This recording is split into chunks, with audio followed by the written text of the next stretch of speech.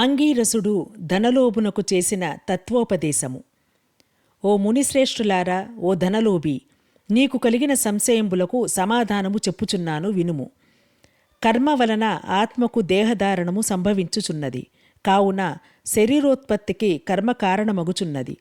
శరీరధారణము వలననే ఆత్మ కర్మను చేయును గనక కర్మ చేయుటకు శరీరమే కారణమగుచున్నది. స్థూల సూక్ష్మ శరీర సంబంధము వలన ఆత్మకు కర్మ సంబంధము కలుగునని తొల్లి పరమేశ్వరుడు పార్వతీదేవికి వివరించెను. దానిని మీకు వివరించుచున్నాను. ఆత్మ అనగా ఈ శరీరమును అహంకారముగా ఆవరించి వ్యవహరించుచున్నది అని ఆంగీరసుడు చెప్పగా, ఓ మునీంద్ర, నేనింతవరకు ఈ దేహమే ఆత్మయని భావించుచుంటిని. కనుక ఇంకను వివరముగా చెప్పబడిన వాక్యార్థ జ్ఞానమునకు పాదార్థ జ్ఞానమును కారణమగుచుండును కాన అహం బ్రహ్మ అను వాక్యార్థమును గురించి నాకు తెలియచేయండి అని ధనలోభుడు కోరెను. అప్పుడు ధనలోభునితో అంగీరసుడు ఇట్లనియే, ఈ దేహము అంతఃకరణ వృత్తికి సాక్షియే. నేను, నాది అని చెప్పబడు జీవాత్మయే అహం అను శబ్దము. సర్వాంతర్యామియై సచ్చిదానంద రూపమైన పరమాత్మ నహ అను శబ్దము. ఆత్మకు ఘటాదుల వలె శరీరమునకు లేదు. ఈ ఆత్మ సచ్చిదానంద స్వరూపము. బుద్ధి, సాక్షి, జ్ఞానరూపి శరీర ఇంద్రియములు మొదలగునవి వ్యాపారమునందు ప్రవర్తింపజేసి వానికంటే వేరుగా ఉన్నదై ఎల్లప్పుడూ ఒకే రీతిని ప్రకాశించుచు నుండున్నదే ఆత్మ అనబడును. నేను అనున్నది శరీర ఇంద్రియాదులలో ఒకటి కాదని తెలుసుకునుము.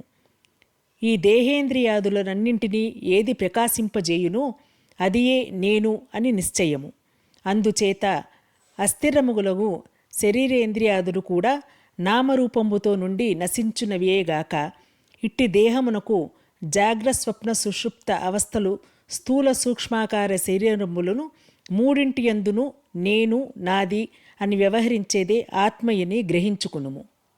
ఇనుము సూదంటు రాయిని అంటిపెట్టుకుని తిరుగునట్లు శరీర ఇంద్రియాలు దేనిని ఆశ్రయించి తిరుగుచుండునో అదే ఆత్మ. అట్లే అవి ఆత్మ వలన తమ పనిని చేయును. నిద్రలో శరీర ఇంద్రియాలు సంబంధము లేక గాఢ నిద్రపోయి మేలుకున్న తర్వాత నేను సుఖనిద్రపోతిని, సుఖముగా ఉంది అనుకునేదే ఆత్మ. దీపము గాజు బుడ్డిలో ఉండి ఆ గాజును ప్రకాశింపజేయునటులే ఆత్మ కూడా దేహ ఇంద్రియాలను ప్రకాశింపచేయుచున్నది. ఆత్మ పరమాత్మ స్వరూపమగుట వలన దానికి దారాపుత్రాదులు ఇష్టమగుచున్నారు. అట్టి విశేష ప్రేమాస్పదమగు వస్తువేదో అదే పరమాత్మ అని గ్రహింపుము. తత్వమసి మొదలైన వాక్యములందలి త్వం అను పదమునకు కించిత్ జ్ఞత్వాది విశిష్టమందు జీవాత్మ అని అర్థం. తత్ అను పదమునకు సర్వజ్ఞ దిగుణుత్వ విశిష్టమైన సచ్చిదానంద స్వరూపమని అర్థము. తత్వమసి అనేది జీవాత్మ పరమాత్మల ఏకత్వమును బోధించును. ఈ రీతిగా సర్వజ్ఞత్వాది ధర్మములను వదిలివేయగా సచ్చిదానంద రూపమొక్కటియే నిలుచును. అదియే ఆత్మ. దేహలక్షణము ఉండుట, జన్మించుట, పెరుగుట, క్షీణించుట, చచ్చుట మొదలగు 6 భాగములు శరీరానికై గాని ఆత్మకు లేవు. జ్ఞానానంద స్వరూపమే పూర్ణత్వము గలది. వేదములలో దేనికి సర్వజ్ఞత్వము, ఉపదేశము, సంపూర్ణత్వము నిరూపించబడి ఉన్నదో అదే ఆత్మ. ఒక కుండను జూచి అది మట్టితో చేసినదే అని ఏ విధముగా గ్రహింతుమో అటులనే ఒక దేహాంతర్యామియగు జీవాత్మ పరమాత్మ అని తెలుసుకునుము. జీవులచే కర్మఫలము అనుభవింపజేసేవాడు పరమేశ్వరుడనియు జీవుల కర్మఫలము అనుభవింతురనియు తెలుసుకొనుము.